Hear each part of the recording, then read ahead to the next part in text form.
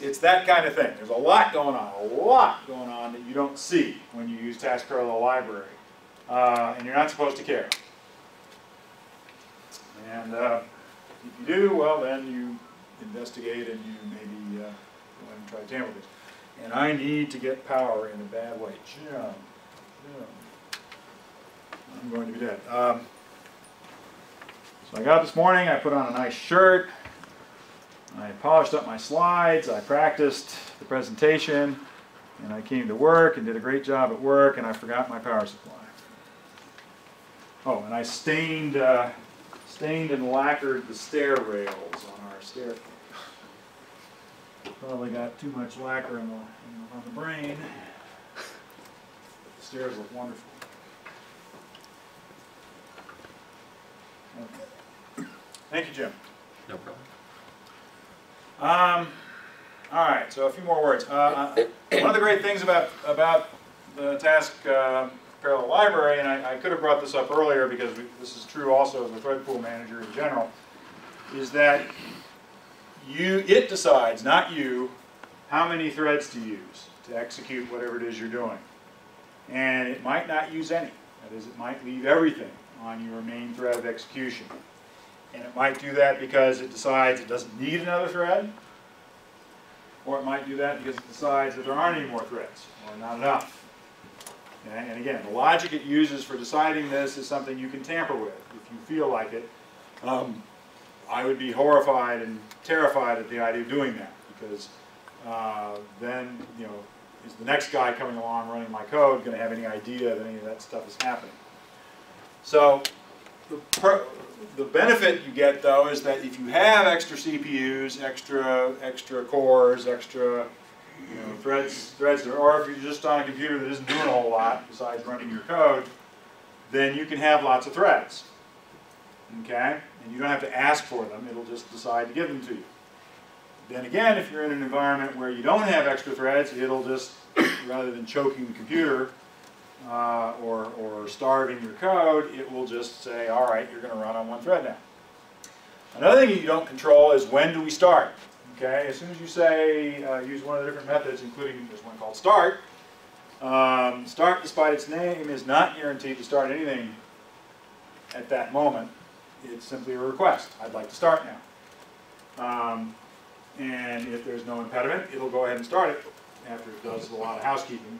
It'll set things up. But if it thinks, again, things are too busy, the weather doesn't look good, there's a lot of turbulence in the air, it'll wait. And you have to be okay with that. This is asynchronous. So one of the key things, and we've seen it already, is that in asynchronous programming, you launch these different functions on their own merry way, and they go and do their thing when they do their thing.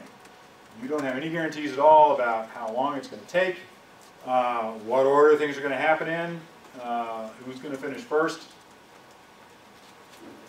But that's okay if you can avoid blocking or if you can make better use of your hardware.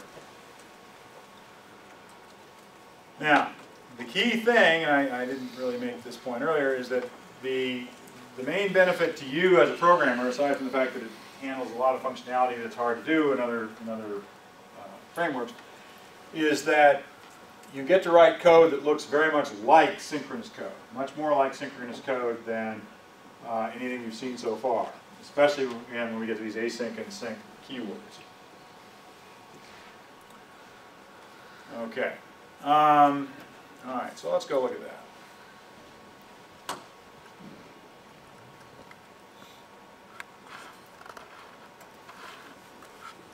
Okay, so we're back in C#, and we looked at this method here, and we looked at this one here. Okay, so our first example with task parallel library is going to use the .NET 4.0 syntax. Okay? This is before the await, before the async and await keywords. This is what you can do today if you have Visual Studio 2010 and not 2012. Or also, if you create a new project in Visual Studio 2012 and it's a C# project or a VB project, it's going to choose the .NET 4.0 framework for you instead of 4.5. So if you want to run 4.5 stuff, you got to go in and change the properties of your project to make it a 4.5 project, which a little lesson I learned several times while I was doing this presentation. So if you're stuck or blessed to be in .NET 4.0 and not in 4.5, you can do this. Here's that same lambda I've been using over and over in all these examples.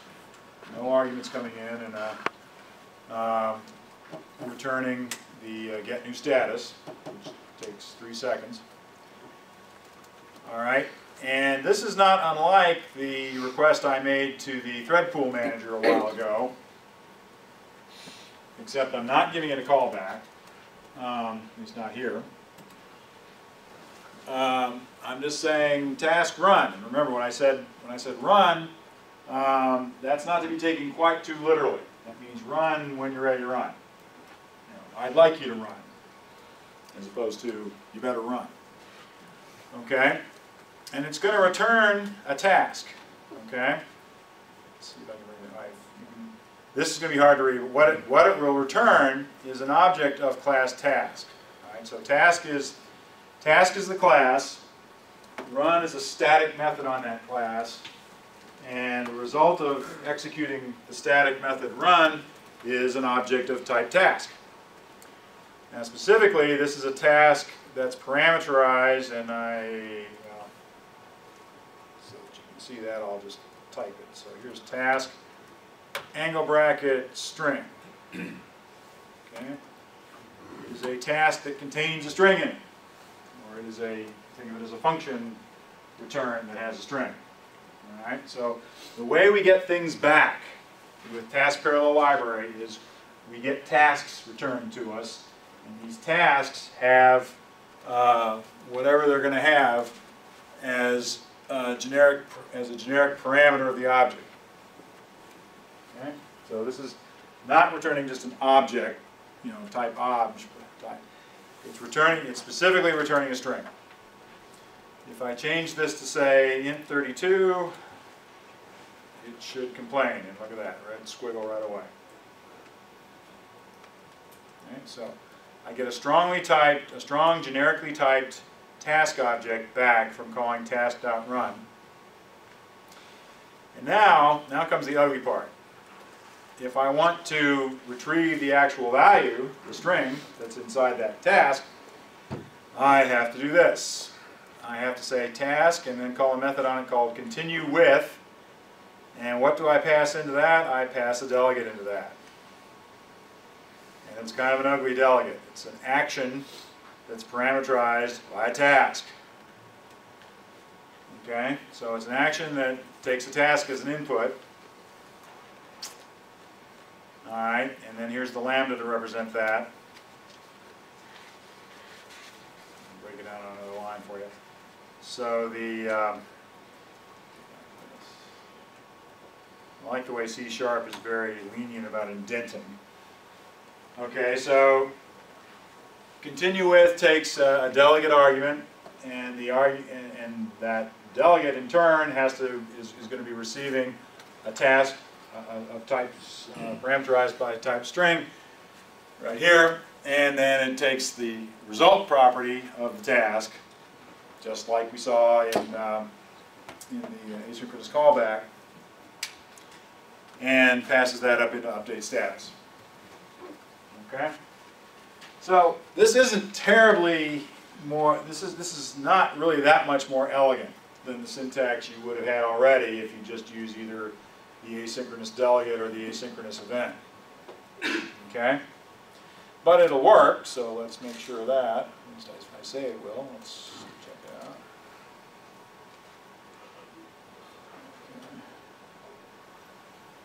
There we go. I ran out of good guys from Star Trek, so I started using villains.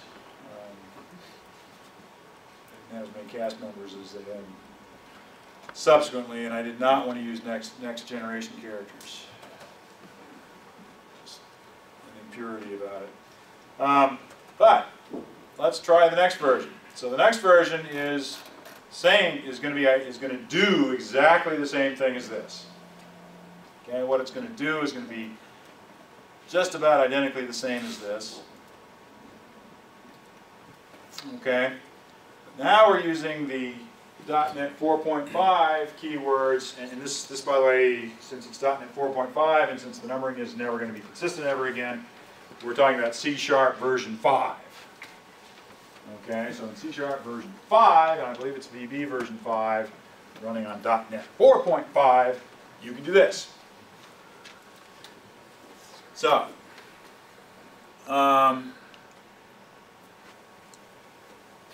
change one thing here.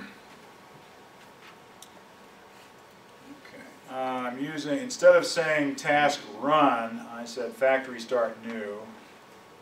And I don't want to explain yet what the difference is, so let's just say run instead. In this instance, they're going to do exactly the same thing.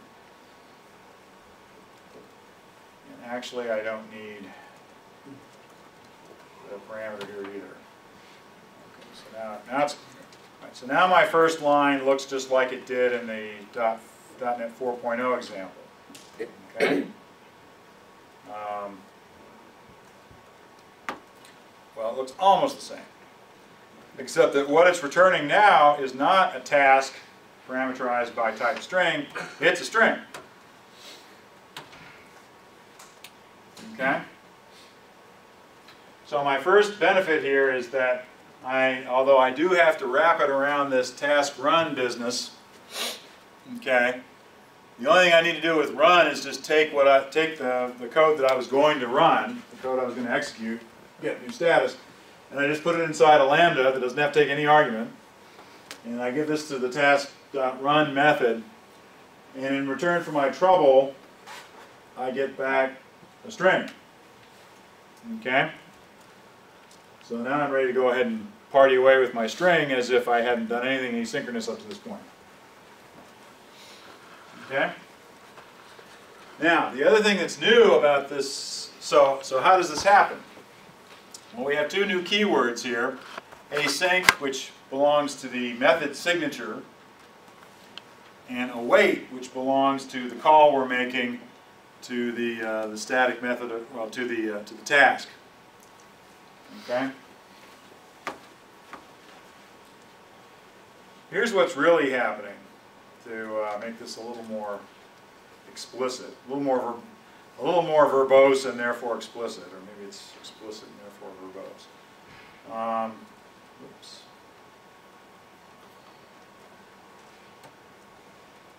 What's really happening is I'm saying task, here's that task.string type we just had. Okay, that's what task run gives me, just like we had before. Okay, so the code's the same now. Then we're going to say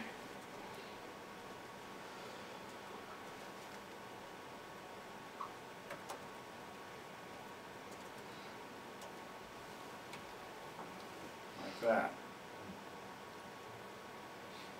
Oops, too many equal signs. Okay, this is equivalent. Same thing. Okay, to show you a little more clearly what this await word is actually doing.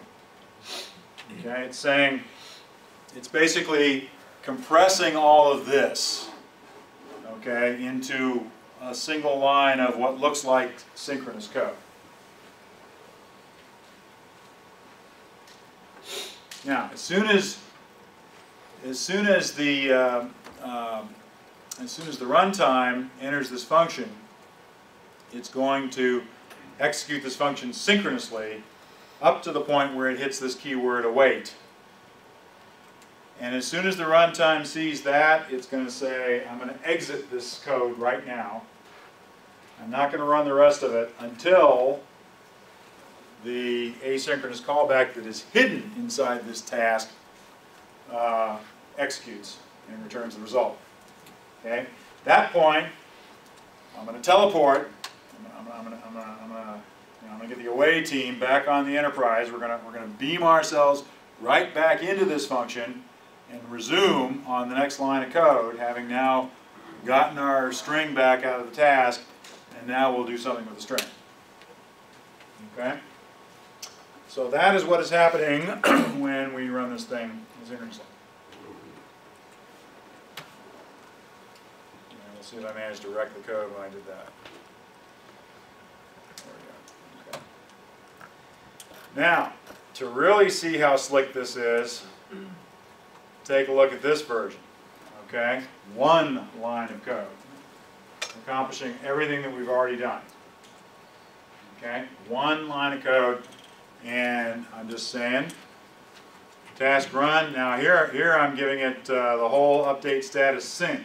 Okay, remember update status sync retrieves the new status and then assigns it all in one shot. Okay, nothing at all says I can't wrap multiple things inside the body of code that I want my task to execute. So here, you know, once you get used to noticing that the async keyword is here and that the await keyword is here, then reading this is real simple. Okay?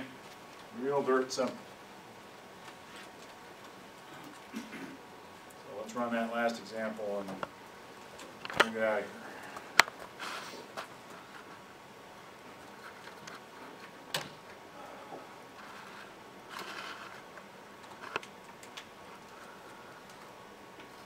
Okay, any questions so far? Yeah. Are there advantages in performance here, or is it strictly in ease of reading and writing the code? I would be very reluctant to say that there are any advantages in performance. I'd be reluctant for this, okay, for this kind of just non-blocking type thing. I wouldn't say there are any advantages over any of the other methods. It's mostly about convenience of syntax and then convenience of doing certain other things that you might want to do in conjunction with running code asynchronously. Okay, I promised that we would also look at F#, so let's take a quick look at that. How many of you are dying to see this in F#? How many of you know what F# is? A few hands. Okay. F# is a functional programming language, or at least that's sort of a careless way of describing it. In F#, functions are first-class objects. In F#, you don't need delegates to create functions. Functions don't need to belong to a class in F#. Passing functions around as arguments to other functions